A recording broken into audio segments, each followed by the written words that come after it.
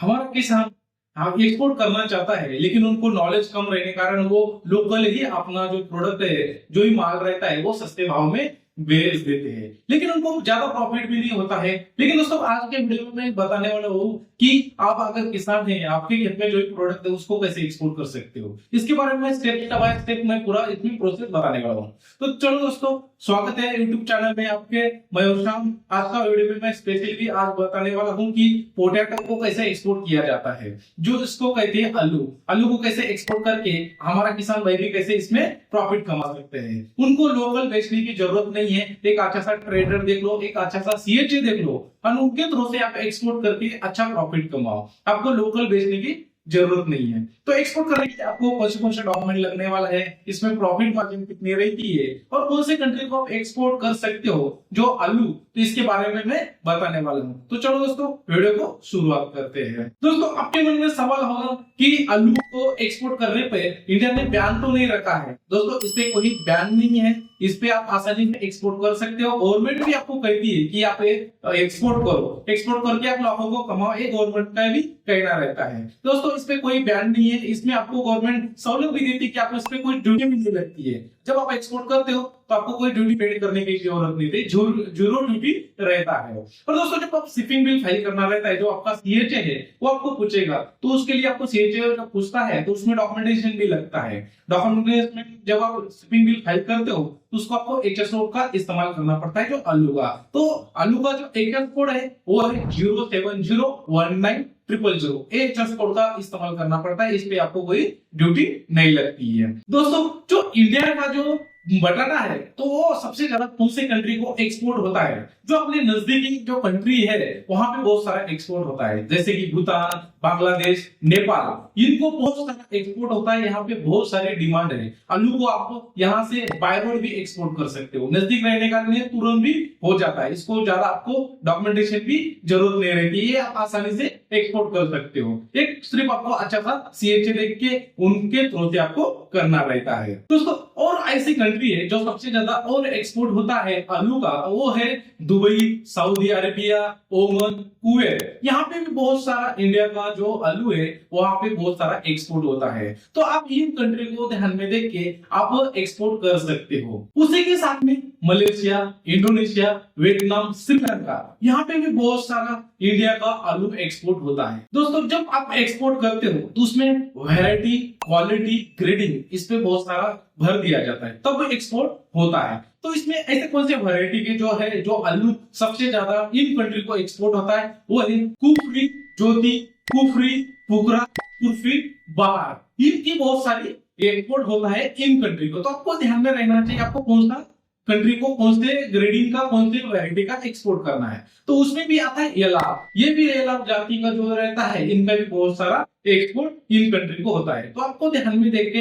इन variety का जो आलू रहता है, जो पटाटा रहता है, उसको एक्सपोर्ट करना रहता है। तो आपको ध्यान में देख के इन चीजों को आप आपके खुद के खेत में आप बना सकते हो। उसके थ्रू से आप एक सीएचए देके वहां से थ्रू से आप एक्सपोर्ट कर सकते हो। जो एलआर है, लेडी रिसोटा, इनका तो बहुत सारा एक्सपोर्ट होता है। ये प्रोसेसिंग रहने के बाद इसके चिप्स बनाने के लिए ये बहुत सारा एक्सपोर्ट होता है। तो आपको इन पे भी ज्यादा भर दे के इनका भी, इन जाति का भी आप खुद के खेत में आप बना के इनको एक्सपोर्ट कर सकते हो। तो जो क्वालिटी वाला जो बटाटा रहता है तो कैसा रहता है, उसमें सबसे ज्यादा उसमें मिट्टी नहीं रहनी चाहिए, वो क्लीन रहना चाहिए, एकदम व्हाइट जैसा रहना चाहिए। उसको अंकुर नहीं आना चाहिए, अगर उसपे आ गया तो वो रिजेक्ट हो जाता है। उसमें डार्क धब्बे नहीं रहने चाहिए, उसमें पीला वाला ज्यादा नहीं रहना चाहिए। उसमें एकदम अच्छा क्वालिटी वाला रहता है, वही एक्सपोर्ट होता है। अगर आप ऐसा कुछ काटे वाले या दाग वाले या कटे वाले उसमें है और उसमें कुछ अंकुर वगैरह आ गया है, तो वही भी अगर आप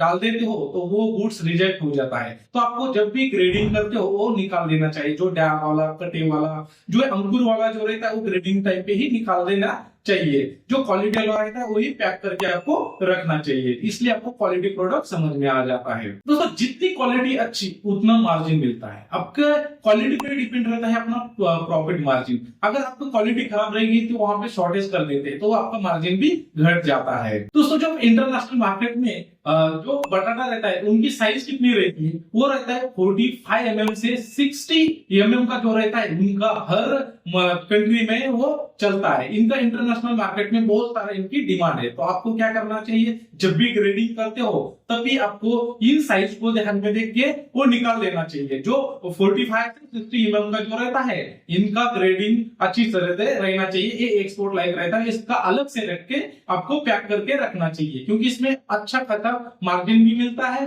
और वो तुरंत भी एक्सपोर्ट हो जाता है। अभी देखो दोस्तों, आपने तो पूरा गुड्स ग्रेडिंग के साथ में पैक करके रखा है, अब एक्सपोर्ट करने के लिए रेडी है आपका गुड्स। तो उसको कैसे एक्सपोर्ट कर सकते हो, उसके लिए पहले आपको डॉक्यूमेंटेशन बनाना पड़ता है। अगर आप किसान है, अगर आप नए एक्सपोर्टर चालू करना चाहते हो, इंपोर्ट एक्सपोर्ट, या स्टूडेंट, तो आपके लिए क्या करना पड़ता है, आपको पहले आपको डॉक्यूमेंटेशन रेडी करना पड़ता है। तो डॉक्यूमेंटेशन कौन से लगते हैं, एक तो आपको प्रोप्राइटरी फॉर्म या एलएलपी फॉर्म या आप प्राइवेट लिमिटेड कंपनी बना के रखना चाहिए। उसके साथ में आपको एक आईसी कोड रहना चाहिए, इंपोर्ट एक्सपोर्ट कोड, उसके साथ में जीएसटी, पैन, और आपके पास एक बैंक का एडी कोड भी रहना चाहिए। उसी में आपका आरसीएमसी एक सर्टिफिकेट भी रहना चाहिए, जो एपेडा में रजिस्ट्रेशन रहना चाहिए, क्योंकि ये प्रोसेसिंग फूड रहने का, एग्रीकल्चर फूड रहने का, आपके पास ये आरसीएमसी में और एपेडा में आपका रजिस्ट्रेशन रहना जरूरी रहता है। उसी के साथ में आपके पास एक फाइटोसैनिटरी सर्टिफिकेट भी रहना चाहिए, क्योंकि इसमें कीटनाशक कोई नहीं है, कोई रोग नहीं है, ये मेंशन करता है। तो आपके पास एक फाइटोसैनिटरी सर्टिफिकेट भी रहना चाहिए।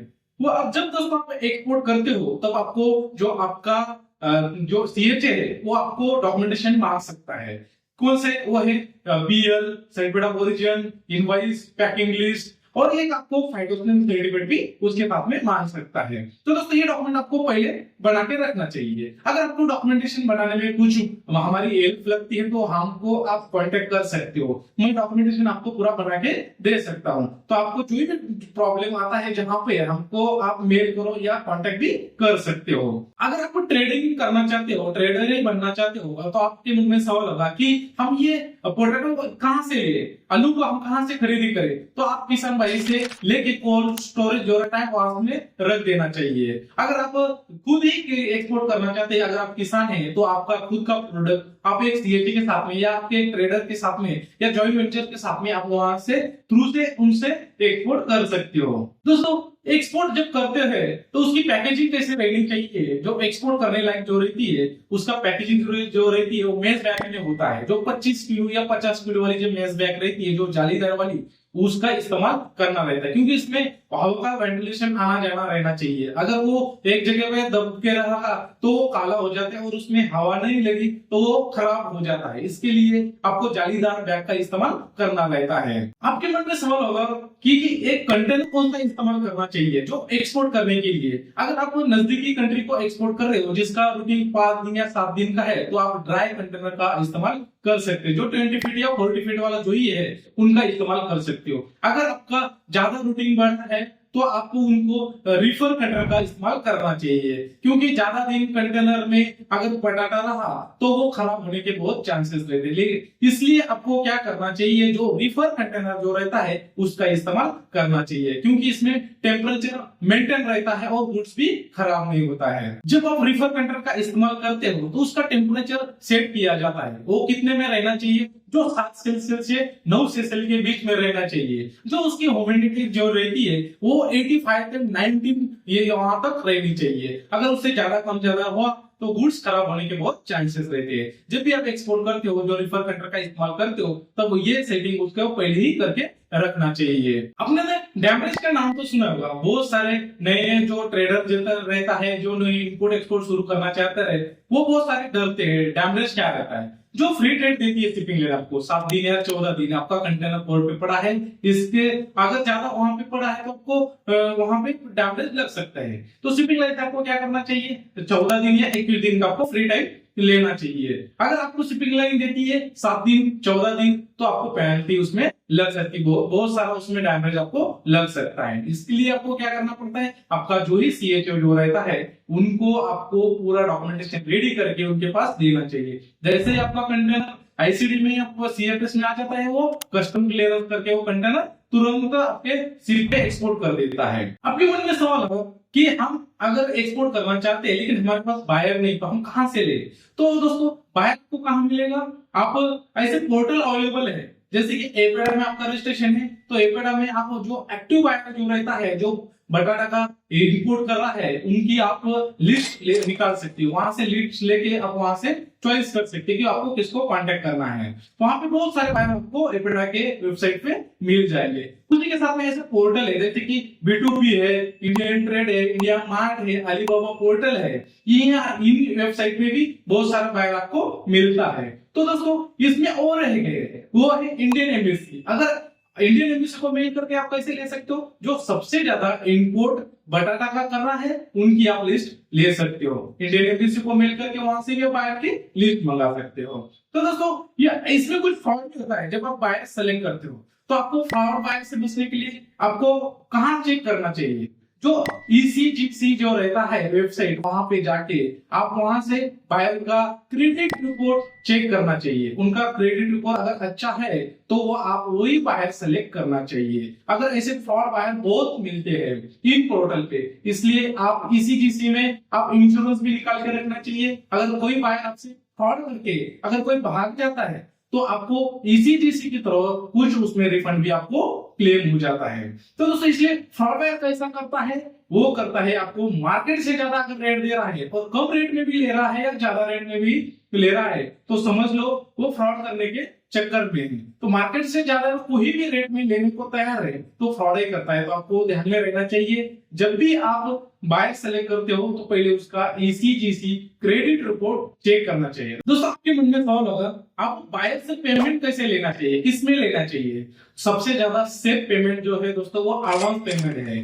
100% एडवांस पेमेंट में अगर काम करते हो तो आपका कोई लॉस होता नहीं है और आपसे साथ में फ्रॉड भी नहीं होता है। ज्यादा से ज्यादा आप बायर से कहना चाहिए हम 100% एडवांस में ही काम करेंगे। अगर बायर बोल रहा है कि हम 100% एडवांस पेमेंट देने ही नहीं वाले तो उनको कहना चाहिए कि हम LC में पेमेंट लेंगे, लेटर ऑफ क्रेडिट में 30% एडवांस 70% लेटर ऑफ क्रेडिट में। अगर वैसा ही नहीं तो आप BL के अगेंस्ट ले सकते हैं 30% एडवांस और 70% कॉपी ऑफ BLs के अगेंस्ट में। अगर आप DA DP का इस्तेमाल तब करना चाहिए दोस्तों जब तक आपका बायर पुराना नहीं होता, जब तक आपका भरोसा नहीं होता, आप खुद बायर से मिलते नहीं है, तब तक आप DA DP का इस्तेमाल नहीं करना चाहिए। क्योंकि दोस्तों इसमें बहुत सारा फ्रॉड होता है। पेमेंट में कभी भी कॉम्प्रोमाइज मत करिए। तो इसलिए आपको 100% एडवांस में पेमेंट लेना चाहिए। दोस्तों कुछ चीजें को आपको ध्यान देना चाहिए क्योंकि इसमें बहुत सारा आपका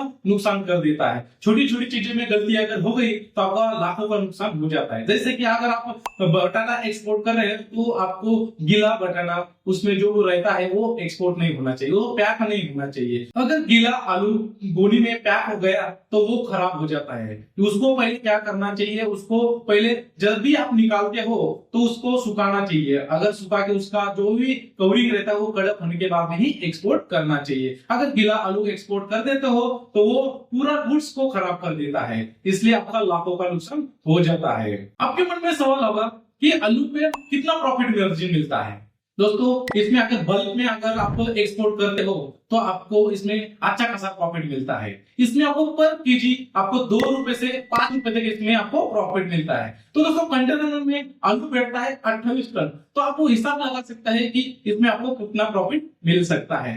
तो दोस्तों आपको क्या करना चाहिए, इसमें आपको बल्क में एक्सपोर्ट करने से पहले आपको बायर को जो ये आपका है उनको आपको सैंपल के तरफ कुछ LCL कंटेनर में आपका आलू का जो बॉक्स है वो पैक करके भेज देना चाहिए। जो गोनी है मेज बैग में उसको पैक करके भेज देना चाहिए, क्योंकि उसको सैंपल में अगर भेजते हो तो आपका नुकसान होता नहीं है। उनको क्वालिटी भी समझ में आ जाती है और उसका जो साइज है वो भी समझ में आती है। जब भी आप एक्सपोर्ट करते हो तो पहले आपको सैंपल ही भेजना चाहिए। तो सैंपल कहाँ भेज सकते हो आप, एयर कार्गो से भी भेज सकते हो और LCL कंटेनर में भेज सकते हो। तो आप ये दोनों इस्तेमाल पहले करना चाहिए। जब आप बल्क में अगर ऑर्डर मिल रही है तभी आप एक्सपोर्ट करना चाहिए, लेकिन उसके पहले आप जरूर एक बार सैंपल भेजना चाहिए। दोस्तों एक्सपोर्ट कौन कर सकता है, एक्सपोर्ट अगर आप किसान है, आप स्टूडेंट है या नए कोई ट्रेडर है तो आप ये आसानी से एक्सपोर्ट कर सकते हो। इसमें रिस्क नहीं रहती दोस्तों, ये प्रोसेसिंग फूड है, ये खराब होने वाला गुड्स भी है, तो इसमें थोड़ा बहुत रिस्क भी रहता है। अगर आपको प्रॉपर नॉलेज है, एक बार आपको साइकिलिंग समझ में आ गई, इंपोर्ट कैसा करना है, एक्सपोर्ट कैसे करना है, उसमें डॉक्यूमेंटेशन कौन से लगते हैं, एक बार आपको साइकिलिंग समझ में आ गई आपको, तो आप लाखों का यहाँ से प्रॉफिट कमा सकते हो। दोस्तों आपके पास क्वालिटी वाला अगर प्रोडक्ट है तो आप कहाँ भी बेच सकते हैं, कौन सी कंट्री से बेच सकते हो। इसमें साइज मैटर करता है। जब भी आप एक्सपोर्ट करते हो तो हर कंट्री को आपको अलग अलग साइज लगती है। जब भी आप बाहर को एक्सपोर्ट करते हो तो आप गलती धंधा नहीं करना चाहिए, क्योंकि इसमें फ्रॉड बहुत होता है। जब भी आप एक्सपोर्ट करते हो पहले सैंपल, उसमें term of condition, sales contract, ये सब उसमें करके रखना चाहिए, क्योंकि फ्रॉड होता है इंपोर्ट एक्सपोर्ट में, ये रिस्क है। तो आपको क्या करना चाहिए, पहले आपको सेल्स कॉन्ट्रैक्ट बना के रखना चाहिए, क्योंकि सेल्स कॉन्ट्रैक्ट में पूरा मेंशन रहता है। ये खराब आने वाला आइटम है तो इसमें रिस्क भी रहती है, इसलिए आपको प्रॉपर नॉलेज की बहुत जरूरत रहती है। ये टाइम मैनेजमेंट वाला खेल है, आपको सही टाइमिंग, सही नॉलेज और सही साइकिलिंग की जरूरत है। दोस्तों जब आप एक्सपोर्ट करते हो तो उसमें गवर्नमेंट भी आपको कुछ सब्सिडी या कुछ उसमें छूट देती है, जैसे कि रोड टैक्स में जो आपको टैक्स लगता है उसमें कुछ बेनिफिट आपको देती है। बटाटा एक एवरग्रीन बिजनेस है, ये हमेशा के चलने वाला गुड्स है और बहुत सारी कंट्री को भी है चलता है और उनको लगता भी है। तो इंडिया से जितने भी आलू है वो एक्सपोर्ट कर सकते हो। इसलिए आपको क्या करना चाहिए, सही गाइडेंस, सही नॉलेज, अगर आप सही ग्रेडिंग के साथ में, सही क्वालिटी के साथ में अगर एक्सपोर्ट करते हो तो आप लाखों का प्रॉफिट यहाँ से कमा सकते हो। आपको क्या करना चाहिए, पहले आपको अच्छा सीएचए देखना चाहिए। जो प्रोफेशनल सीए रहता है उसके सीएचए के पास पे आपको पूरा डॉक्यूमेंटेशन सीखना चाहिए। एक बार आपको डॉक्यूमेंटेशन और कस्टम क्लियरेंस का सब नॉलेज एक बार आ गया तो आप यहाँ से बहुत सारा एक्सपोर्ट कर सकते हो। तो दोस्तों ये था आज का बटाटा का कैसे एक्सपोर्ट किया जाता है, इसमें कौन से डॉक्यूमेंटेशन लगते हैं और इसमें प्रॉफिट मार्जिन कैसी रहती है। तो इसमें मैंने स्टेप बाय स्टेप पूरा प्रोसेस बताया है। तो दोस्तों ये वीडियो अच्छा लगा तो लाइक करें, शेयर करें और चैनल को सब्सक्राइब करना ना भूलें। मिलते हैं दोस्तों अगले वीडियो में, तब तक के लिए जय हिंद,